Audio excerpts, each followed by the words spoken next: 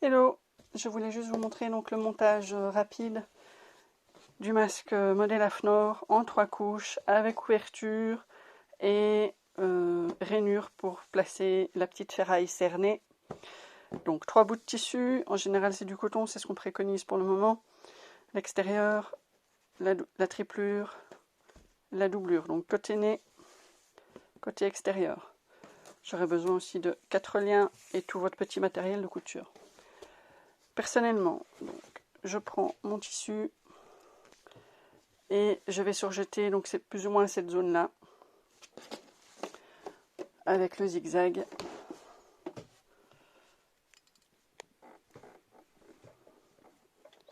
On est parti.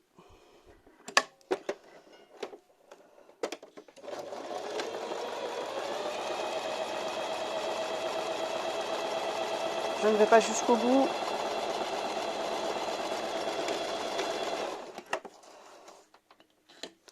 Donc juste le tissu extérieur, ça c'est fait. Donc j'assemble mes 2 tissus intérieurs. Hop.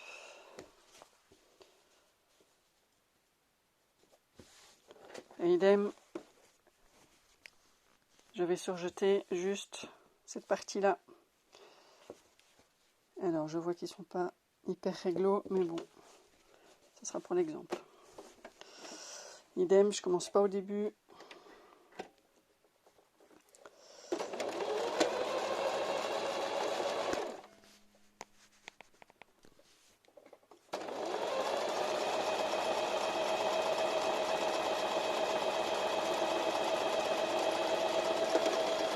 Je vais pas jusqu'au bout.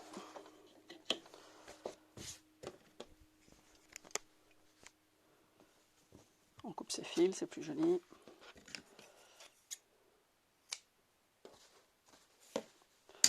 Donc l'extérieur en dessous, mon intérieur au milieu. Je place mes surjets sur mon surjet. Et je viens assembler le tout en démarrant visuellement.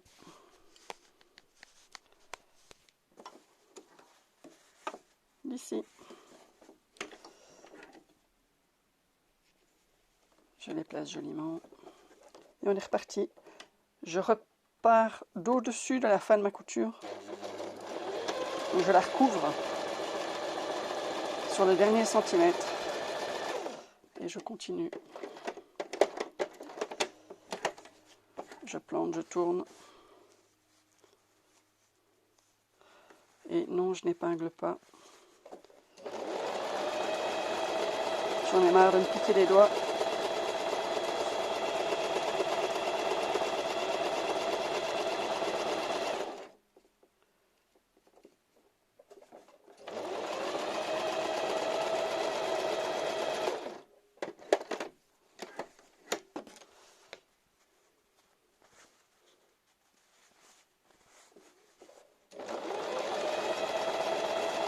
Je fais tout le tour.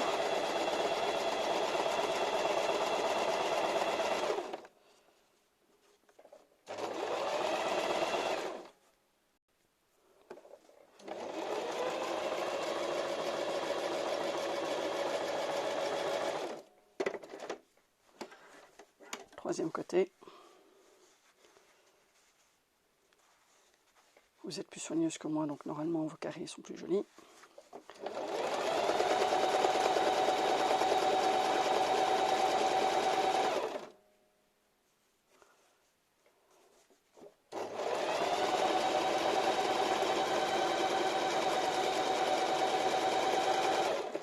Le dernier coin. Donc le premier surjet était ici, donc je vais aller vraiment jusque là.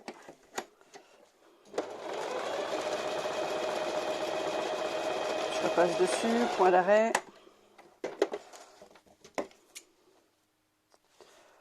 Je vais marquer mon tissu, donc je prends mon gabarit aux normes AFNOR. Mon ouverture est là. Mon ouverture est là. Donc ça va être le bas. Ça va être le haut du masque. Donc je vais marquer à 2,5, 5 cm plus loin, encore 5 cm plus loin, encore 5 cm plus loin, ce qui nous amène à 2,5 cm du bord. Pourquoi je ne remarque pas mes creux de pli? Parce qu'en rabattant celui-là sur celui-là, ça va se faire tout seul. Je fais le deuxième, sinon je vais m'embrouiller. Tac, tac, tac. Le premier à 2,5, 5 cm, 5 cm, 5 cm, ce qui nous amène à 2 cm du bord. Je le tourne, mon ouverture est là, et je vais rabattre donc mon pli central vers le repère extérieur, que j'épingle assez loin pour ne pas devoir les enlever tout de suite.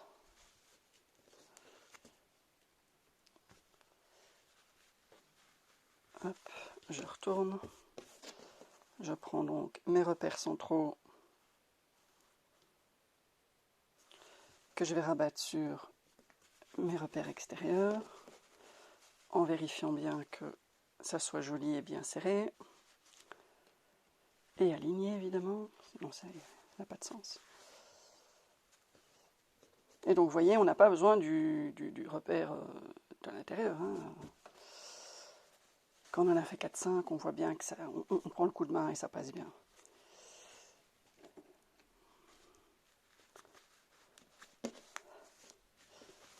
On vérifie quand même que l'intérieur soit bien aligné bord contre bord.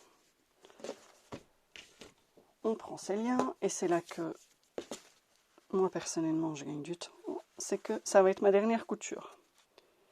Donc mon lien, je le place. L'ouverture est là toujours. Hein. Je le place en faisant un petit rentré. Et hop, on démarre. On repasse en point droit, faites attention. Donc, tout est bien serré. Je suis placé en dessous de mon pied de biche à 0,5 du bord.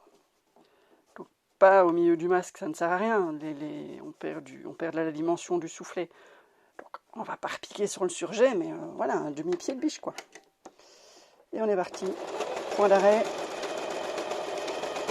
On insiste bien. J'aligne mon soufflet et on est parti. Tac. Hop, hop, hop. Je place mon deuxième lien. Point d'arrêt. Je pique. Et c'est là que ça devient intéressant. C'est que mon ourlet se fait à l'arrache.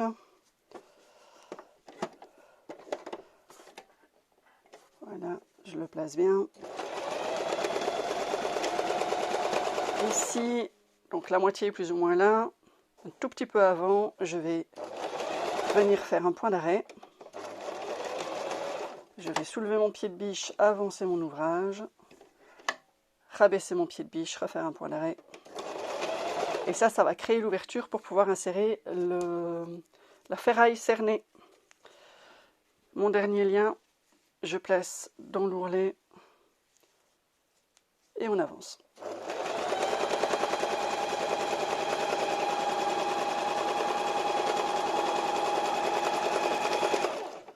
Je plante.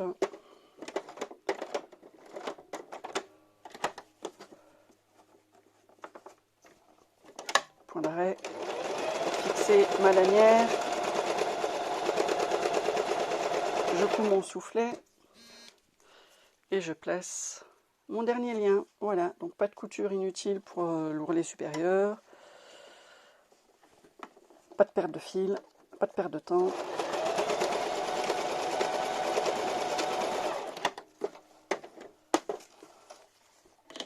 Tac. J'enlève mes épingles.